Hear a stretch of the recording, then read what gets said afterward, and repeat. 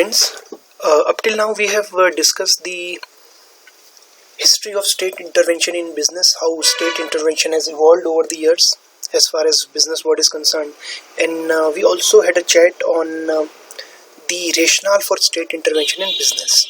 Today we are going to discuss the types of state interventions that we generally see. Before moving on to this particular discussion, I would want to make a clarification.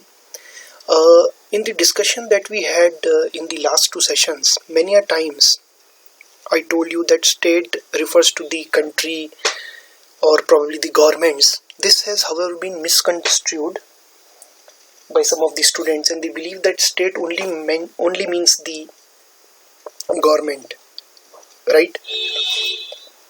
Or the state only means the governments as we understand them in the general sense, for example, the UPA government, the NDA government, the BJP or the Congress government.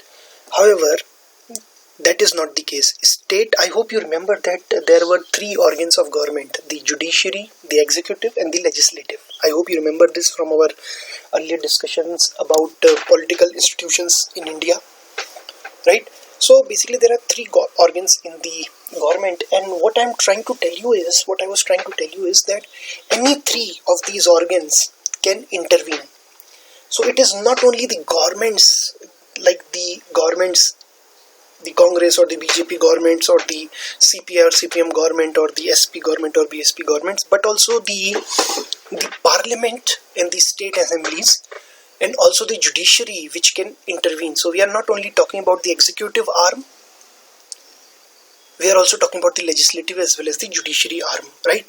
So many a times courts in India have come up with so many regulations. For example, there has been a regulation regarding prevention of sexual harassment cases in the workplaces. So there have been some guidelines given by the Supreme Court of India. They are known as Vishaka guidelines. And now it is mandatory for all the business organizations, not only business organizations, but all type of organization, be it a government organization, be it a college, and as well as the business organizations, right? So for all of them now it is mandatory to have a body to investigate such complaints in their workplaces. So even in our college we have got a body which can investigate if there is a complaint of sexual harassment by anybody, right? So what I'm trying to tell you is even the decisions given by the court, they may also amount to intervention in the business affairs. For example, some years back the courts ordered that the shops selling liquors cannot come up within 500 meter of a highway, right? So this was again some kind of intervention in business only, right? Because of which some of the businesses, some of the liquor shops, some of the restaurants which were also offering liquor and alcoholic drinks, and they were situated near the highway, they had to shift a little inside, shift a little away from the highway, or the other option which they had at that point of time was to stop offering alcoholic drinks to their customers, to their guests. So in that sense, the decisions of the judiciary, of the courts, and the rulings given by the court also amount to intervention in the business affairs, and naturally they have an impact on the business world, right? Likewise, the laws which are passed by the parliaments and by the state assemblies, they also have a bearing on the business affairs. For example, if you talk about the GST, which has been the indirect tax regime that has been introduced in our country only a few years back. Now that was only introduced after being passed by the state assemblies. More than 50% of our state assemblies passed the goods and services tax regime, and the law was also approved by the parliament. So naturally here the intervention was in form of the legislative action. It was the legislature, it was the Parliament of India, and it was the state assemblies, it were the state assemblies who actually did something that had an impact on the business affairs. So please bear in your mind that state by state, what do I mean? I don't mean only the country. On behalf of the country, the various arms of the government, be it the legislative arm, be it the executive arm, and be it the judiciary arm, right? Now let us talk about the types of state interventions that are generally witnessed. So one is the promotional intervention and the other one is the regulatory. Now this is one type of categorization, promotional and regulatory. Now what happens in promotional? Government comes up with some kind of a promotional schemes. Governments provide some kind of incentives, and that is why this is called a promotional intervention. Right. On the other hand, in regulatory intervention, what happens is government starts regulating the business. So government comes up with a body, government sets up a body to regulate some affairs. For example, if you talk about the monetary policy, in India it is regulated by the RBI Monetary Policy Committee. I hope you have read about this in macroeconomics, right? So the RBI MPC Monetary Policy Committee, which has basically 6 members, 3 are nominated by the government, while the 3 others are the governor and the deputy governor of RBI. Now this is the policy making body. This is the committee which formulates the monetary policy for the country. Now this is regulatory intervention by an arm of the state. And this is what arm of the state? This is the executive arm. RBI is the executive arm of the state. And they are doing what? They are formulating the monetary policy for the country. They are deciding the policy rates, for example, the repo rates or the reverse repo rates or the SLR or CRR. I hope you have read about all these tools. So they basically do what? They basically formulate the monetary policy for the committee. And naturally, the monetary policy is going to have an impact on the business affairs. For example, if there is an increase in repo rate, it would reduce the overall demand in the market. It is likely to reduce the overall demand in the market, and in that sense, the businesses would not like this kind of a move by the Monetary Policy Committee. On the other hand, if there is a reduction in repo rates, and these concepts should be clear to you now that you have completed your macroeconomics course. So if there is a reduction in repo rate or reverse repo rate, it makes it easier for the businesses to obtain credit because now they have to pay less interest on the loaned amount, and plus it also increases demand in the market. So generally the businesses expect the monetary policy committees to reduce the policy rates. So what are the policy rates? What is the monetary policy of a particular country, and what monetary policy has been formulated by the RBI Monetary Policy Committee here in India will have an impact on the businesses operating here in India. Likewise, fiscal policy. Now, who actually formulates the fiscal policy? It is for the government in states as well as at center. And fiscal policy comprises of tax and subsidies and things like this. Now, if there is an increase in subsidy for people here in India, suppose government has decided to increase the Kisan Samman Nidhi subsidy, which is provided to farmers which are there in the rural areas. They are provided this particular subsidy, rupees 6,000. I have discussed this earlier also, in 3 installments, so 2,000 each. So now the farmers are being provided this kind of a subsidy. Now this is a constituent of the fiscal policy of the country. It has been decided by the government of India. Now please understand that it is going to have a bearing on the business affairs. Naturally, as I said yesterday also in the last session, more subsidy would mean more money in the hands of the farmers, means more expenditure, means more demand for various kinds of products. More shampoos might now be sold in the rural areas because now people have more money available with them, though the money is very limited, only 6,000 rupees in a particular year, but for them even this much money is a lot, and they would want to maybe purchase value added items using this money. For example, they might purchase jams, they might want to send their children to better schools now. So in that sense, their consumption demand would increase and they would spend more. So this will have an impact on the businesses which are operating in the rural areas and selling to the rural customers, because for them the rural markets will be displaying a greater demand. So the demand would increase for these kind of products which are brought by these kind of companies operating in the rural areas, right? So this has an impact on the business affairs. Again, licensing. Again, this is a regulation which is impacting the business world. We have talked about licensing. I hope you remember the 1951 Act, Industries Development Regulation Act. So these are regulatory kind of intervention or some laws being formulated by the government. On the other hand, these are promotional interventions. The government is not coming up with some kind of a rule, some kind of guidelines. They are coming up with some kind of incentives. Now have a look at these promotional interventions. Expansion of PSUs, government expanding PSUs.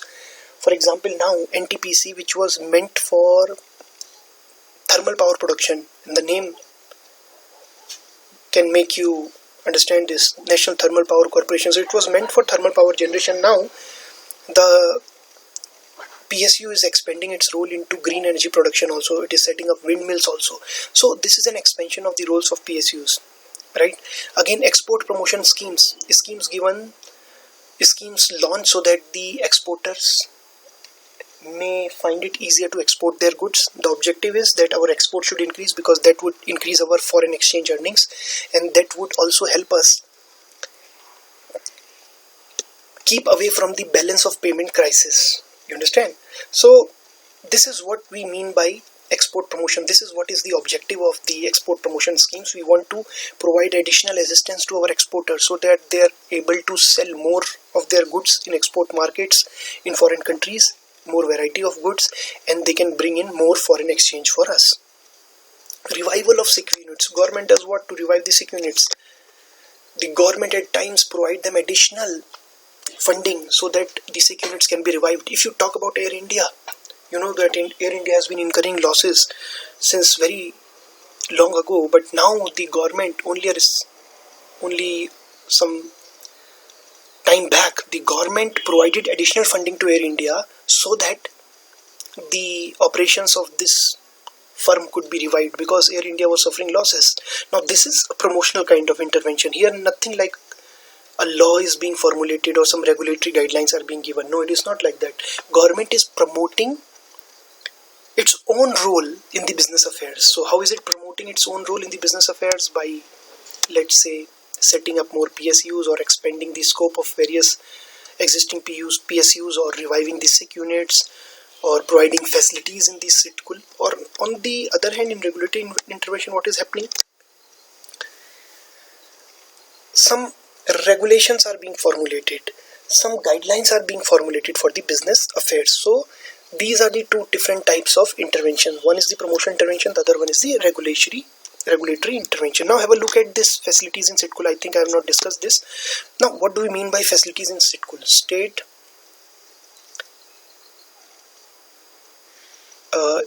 you have to refer to the internet to find out what it actually means.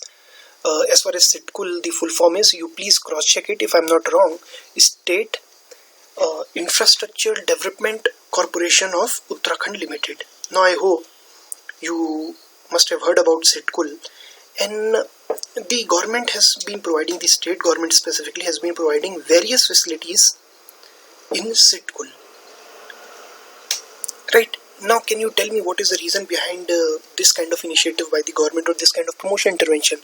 We are doing this, our government is doing this so that more and more industries could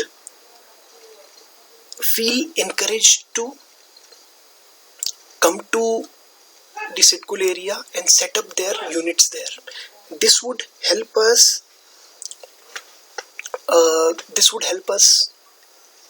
number one, in generating more jobs for the people here in Uttarakhand, because more companies, if they set up their enterprises here, already there are so many well-known firms of international repute which have already set up their enterprises there, which have already set up their units there. For example, Nestle, for example, Ashoka Leyland, Parle, Tata Motors. So these companies are already there in SITCUL and they have set up their manufacturing units. And because of these manufacturing units, so many jobs are getting generated. Not only this, if these companies do well, they certainly would be paying some taxes also. So in that sense, it would be helpful in filling the government exchequer, in providing more tax revenue to the government. So this is the whole objective behind the government providing facilities in the SITCUL area.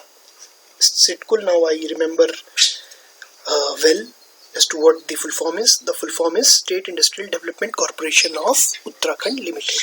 Right. So now this again is a promotional kind of intervention. Now let's have a look at some other kinds of categorizations. Now this is coercive intervention and this is inducive. Coercive is when you force somebody. So when you are not giving any option to somebody, he is being forced. Here in coercive intervention, what will we do? We'll be forcing the business world to abide by the laws being made by us, or to abide by the guidelines that has been issued by the state. Right? This is coercive. Coercive means forcing somebody, compelling somebody. And here we are forcing or compelling the business entities. Then we can also have inducive intervention. Inducing, when we are inducing them, we are incentivizing them, we are attracting them, we are inducing them means we are making them follow the rules, not because they don't have any option, but because it will bring some benefits to them. So let's have a look and look at the examples so that you can understand it better. Now if the laws are there, they will have to be followed. If the taxes are there, they will have to be paid. So these are coercive intervention, examples of coercive intervention. If the penalty is there, penalties also have to be paid. So there are penalties many a times. For example, I have discussed competition commission with you, and whenever competition commission finds that some firms have engaged in anti-competitive behavior, what will they do? They will levy penalties on them, and the units, they don't have any other option. They can go in appeal against the competition commission order, otherwise they will have to pay penalty. So this is something which can be called a coercive kind of intervention. On the other hand, there can be inducive intervention. So we are not forcing somebody in inducive intervention. The state is not forcing somebody, but the state is trying to attract. The state is trying to make the businesses follow a directive, not because they are threatened by some kind of an action on the part of the state, but because they feel induced by it. They feel that it would bring them some benefits. For example, the reward schemes that the government has. For example, even for private firms, the government has so many rewards. For example, those firms which are performing well, and where the so many steps have been taken for the betterment of the workers. So the governments and the state has constituted prizes and rewards for these kind of firms, right? Or the firms, for example, which are generating jobs for the locals. Many state governments provide these kind of businesses various incentives, rewards. Again, incentives are given to those who pay loans on time. Kisan credit card loans on time. So if you are a farmer, Kisan credit card loans are meant for farmers. If the farmers, the rate of interest on these loans is 7%. However, if the farmer is paying the interest on time and he is not defaulting on his payment, then he will be provided interest subsidy. So he won't have to pay 7% interest, he would only have to pay 4% interest. You understand? So this is an incentive, and we are trying to incentivize the farmers to do what? To pay their loans on time and not to default on these loans. Do you understand this point? And how does it impact the business affairs? If the farmers pay the loan on time, don't you think it would be good for the banks, be it the private banks who have loaned to them, who have provided loans to them, or be it the public sector banks? You understand this point? Again, likewise, government has been giving subsidies. We talked about the backward area subsidy. Now, what do we mean by backward area subsidy? I hope you remember our discussion on backward area subsidies. Those firms which set up their units in backward areas as earmarked by the government, they are provided some kind of subsidies. Many a times in Sitkul area also, government in Uttarakhand provided electricity subsidy, which meant a particular amount of electricity consumed by these firms were paid for by the government. So they didn't have to pay for that electricity, that payment was made by the government. So this was a kind of electricity subsidy. Now what we are doing is, we are basically attracting the firms to set up their units in Uttarakhand and in Sitkul area, because now they are being attracted by showing them the carrot of subsidies, electricity subsidies. So they will now feel that, okay, if we go to Uttarakhand and set up our unit there, what will happen? We don't have to pay electricity. We don't have to pay for our electricity bills, because the government would provide that subsidy. So this way we'll be able to reduce our cost of production. So let us shift our production base from some other state to Uttarakhand, and let us shift to the Sitkul area in Uttarakhand. So these are inducive interventions. Here we are not compelling somebody to go by our guidelines. The state is not compelling somebody. The state is just trying to attract them into doing something by offering them rewards or incentives or subsidies, right? Then there is direct intervention, and then there is indirect intervention also. What do we mean by direct intervention? I hope you remember the demonetization exercise of 2016. What happened because of this? Some of the currency notes were declared. It was declared that they cannot be used for transactions from a particular cutoff date, right? So this was demonetization. So you had to return all your 5,500 rupee note or maybe 1,000 rupee note. So you had to return those notes because they were not to be considered a legal currency from a particular cutoff date, right? Now this led to what? This led to the citizens getting their note exchanged from the banks, and because of this, what happened was there was a liquidity crisis. There was most of the money that people had in their homes in form of rupees 500 note or maybe rupees 1000 note. What happened? They deposited that note. They deposited those currency notes. Where did they deposit them? They deposited them in the banks, right? And from the banks, they were not allowed to take out more than rupees 4,000 in a particular week, if I'm not wrong. So what would this lead to? Assume that you are a customer and you have got 30,000 rupees in your bank, but you cannot withdraw that money. You can only withdraw 4,000 in a particular week. What will this mean? You won't have much amount of money available with you to spend. You only will have 4,000 rupees in a particular week. Naturally, you cannot spend much. And since you cannot spend much, what will you do? Though you have a lot of money in your bank account, but you don't have it in cash, so you cannot spend it as such. You cannot spend cash. What will happen then? You would want to, if you are buying, let's say, a mobile, then how do you pay for it? Because you simply have only 4,000 rupees as cash. So what will you do? You will go for online payments. You will go for other modes of payment. You will go for cashless payments. For example, you might be using debit cards. You might be using the applications like Google Pay or Paytm for that purpose then. Now this is a direct intervention. Why? Because now this has led to so many businesses being forced to adopt cashless payments, right? So they had to go for cashless because otherwise they simply would not have been able to survive, because now the customers don't have cash. The customers can't spend their cash. They can only transfer their money which is there in their bank account. So now these businesses were forced to do what? They were forced to accept these kind of payments, cashless payments. Now this was a direct intervention. On the other hand, how does indirect intervention happen? Reduction in income tax rates. What happens if there is a reduction in income tax rate? Supposing I am working with a firm and the government, supposing, has reduced the income tax rates. What will happen then? Don't you think I will have to pay less taxes, which means that I will have much more money available with me, and I would want to spend at least a part of that extra money that I'm having because I don't have to pay a higher tax. So earlier, let's say, I'm just giving an example. Earlier, let's say I was earning rupees 100, just to give you a crude example, and the incident tax rate was 10%. So I had to pay 10 rupees as my tax. So I had only 90 rupees available with me.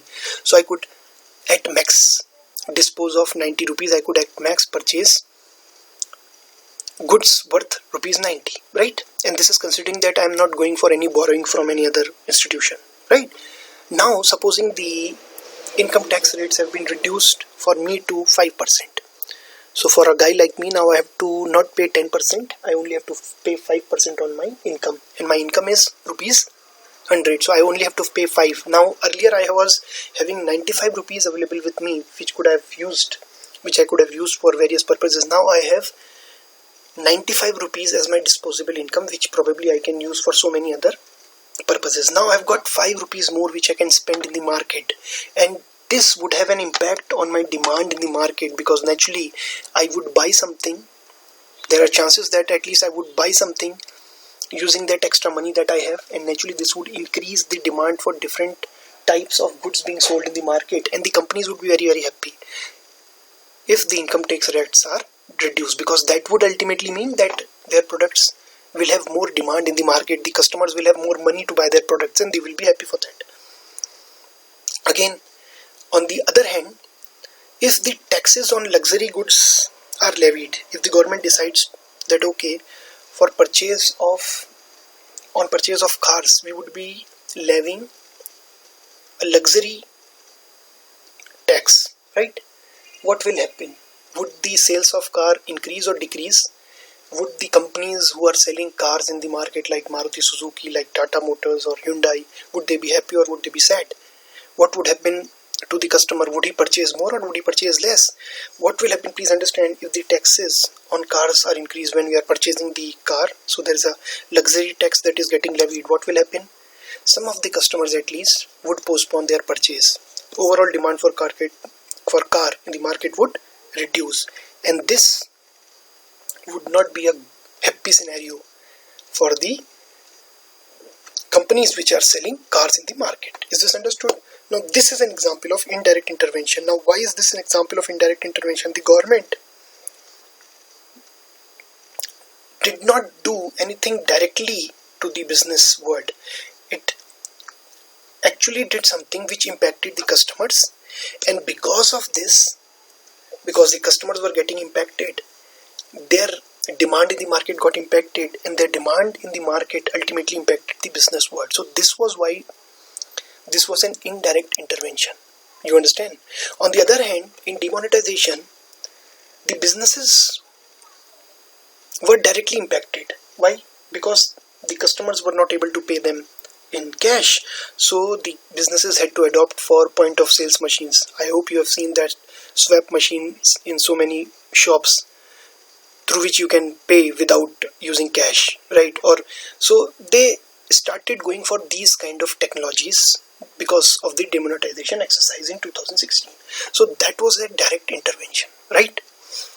Now whole idea for you is not to be too concerned about whether a particular intervention is promotional intervention or regulatory or direct or indirect. The idea is that you should know what all interventions can be there and how can they impact the business affairs and how can they impact the business world, right? Now let us talk about the consequences of state intervention in business. What happens because of the intervention of the state in business? Number one, multitude of licenses, permits and clearances. Now let me take you back to the example of Industries Development and Regulation Act 1951. There was this provision that for expansion or for setting up a new unit, you have to apply for a license, and the government will grant you license. Then only you can set up the unit, then only you can start your operations, right? So naturally the business firms will have to apply for licenses, and in similar fashion in other laws, under other laws also it was required of them to apply for licenses for so many other things they do, right? So they had to take clearance from number of bodies, they had to go for permits, they had to request permits from a number of bodies, from a number of entities, from a number of government organizations, and this actually made it difficult for them to operate, right? In fact, at that point of time, India was said to be under the license and the permit Raj, because for anything that you do, most of the things that you do in so many sectors in the economy, you had to go for a license, you had to first apply for license, and then you had to take number of permits. So even now in some areas still this kind of regime exists. So this is one consequence of state intervention business. So many licenses, permits and clearances are there. Naturally the businesses will require a lot of time and resources to be able to obtain these licenses, to get these permits and to get these clearances from various organizations, from various government agencies, right? So it is going to be difficult for them to set up their business here in India. There is a report which is released every year. This report is known as Ease of Doing Business report, and this report actually actually specifies the time required for a business to start operations, and there are countries on this globe in which the time required to set up a business is just 1 day, 2 days, 3 days. That's it. So there, if you are there, if you want to set up a business, if you decide today and you have sufficient money and resources, you can within 3 days start operations. On the other hand, this is not possible here in India, because you have to go for multitude number of licenses you'll have to take, you'll have to get permits, you'll have to get clearances from so many different government agencies. This is fine, and that is why if you look at the ease of doing business rankings, around 2014 we used to rank at 120, 130, and now our rank has improved a little bit because of the various initiatives of the government, and now we are ranking somewhere in the 60s and the 70s, but still we are not among the top 50. Still, if you want to set up a business enterprise here in India, there are so many licenses that you have to get, so many permits that you have to procure, and so many clearances that you have to take before starting off your operations, right? So naturally it would make it difficult for the businesses to be set up and businesses to operate. And naturally, in such a case, what will an entrepreneur do? Would he want to set up his industry, his firm here in India? Would he want to set up his business here in India? He would not, and he would rather want to invest in some other country. There have been cases of Indian private sector enterprises, large conglomerates, which were so concerned with these kind of obstacles, the licensing regime and the permits that have to be taken. They were so concerned and they were so sick and tired of these kind of regimes that they started investing in some other country. Rather than investing here in India in the domestic market, they started investing in some other country. They started setting up their units in some other countries like Malaysia. So this happens when there is a multitude of license, permits and clearances which are required by businesses to operate. Decision making is also going to be slow, because ultimately who is going to grant these licenses? It is the government agencies. More licenses would mean more workload for them, means they would take some time to decide on these applications for licenses, so the decision making is going to be slow. Again, you would require a lot of people, because there are so many industries who will come every day for licenses or permits or clearances. So naturally these applications have to be cleared, so you would require a lot of people who will be tending to these applications, and you will have a bloated bureaucracy. So a lot of bureaucrats would be there. Bureaucrats are officials which are part of the government machinery, and they help out the government machinery carry out the day-to-day functioning. I hope we have discussed this particular term when I was talking about the political institutions in India, and I told you that bureaucracy are considered permanent executives. So you would have so many bureaucrats, because so many licenses have to be granted, so many permit applications have to be cleared, they have to be checked, and then only they will have to be cleared. So this is a big workload, and naturally you require a lot of people working for you, so the bureaucracy gets bloated. The size of the bureaucracy is relatively larger. Again, the salary would also be more, so you'll have to pay these bureaucrats who are in the job of granting licenses, who have been recruited so that they can go through the various applications by business firms, and they can grant licenses and permits. So naturally you would have to pay more salary to them, and this would have big expenditure for you.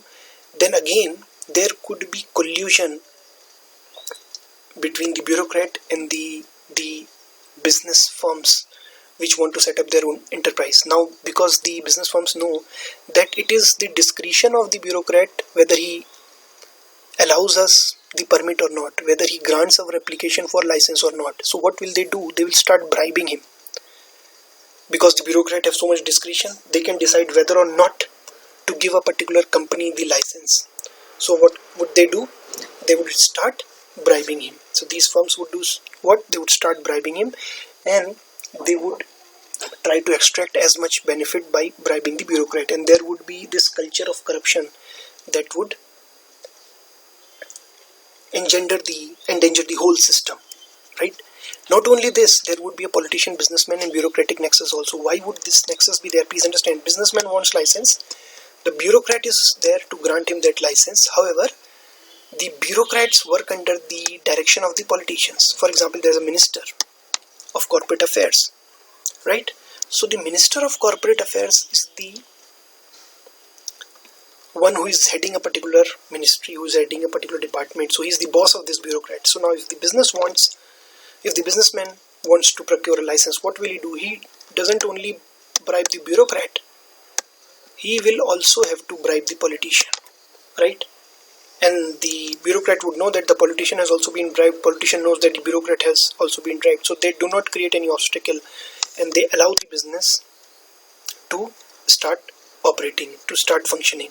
Now this is what we mean by the politician, businessman and bureaucratic nexus, and this will cause a lot of corrupt practices. This will lead to a lot of corrupt practices. The good companies which should have been given license, which deserve to be given license, they may not be given because they refuse to pay to the bureaucrats or to the politicians. On the other hand, dubious businessmen with dubious reputation and dubious background, they may be given licenses, though they simply don't deserve, they do not qualify for the license, but because they have an understanding, tacit understanding with the politician in charge of the ministry or in charge of the department, and they have also bribed the bureaucrat. So this kind of nexus would start appearing, and this has been the case here in India also.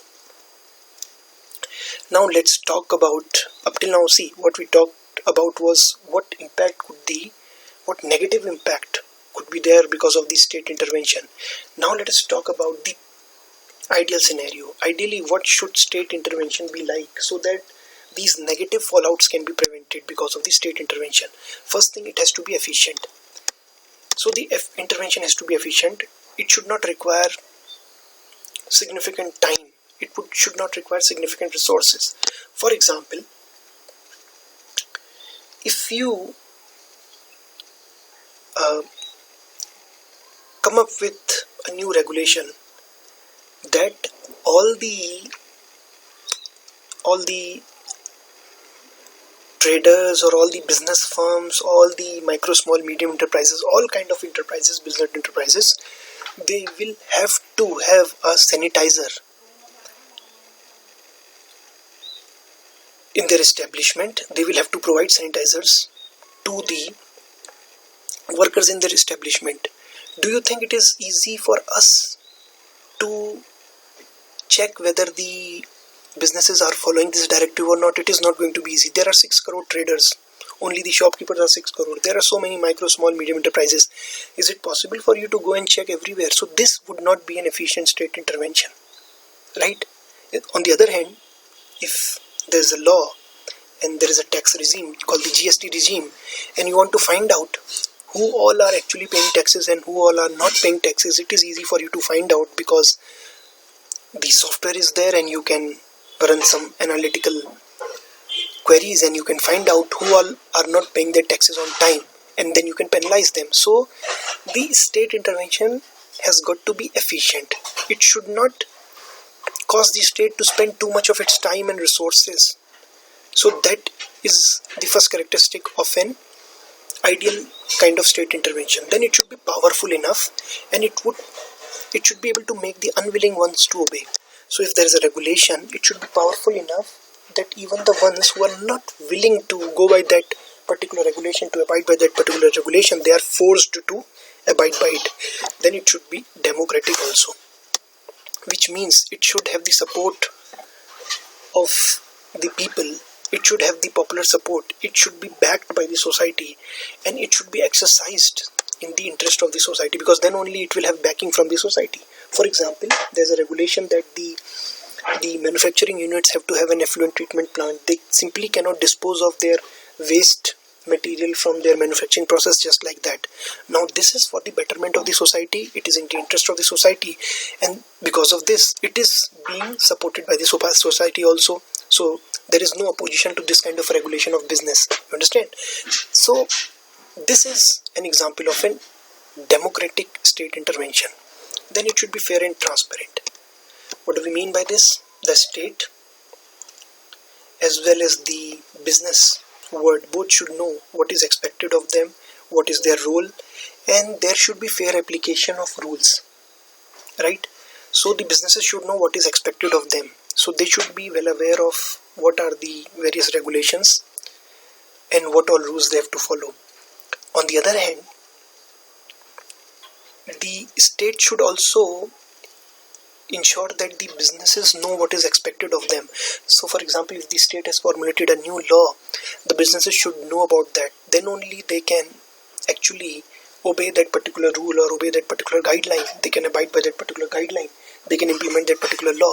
So they have to ensure that the businesses are aware of these new developments as far as laws and regulations are concerned. On the other hand, the businesses should also be aware and they should be ready to abide by the laws.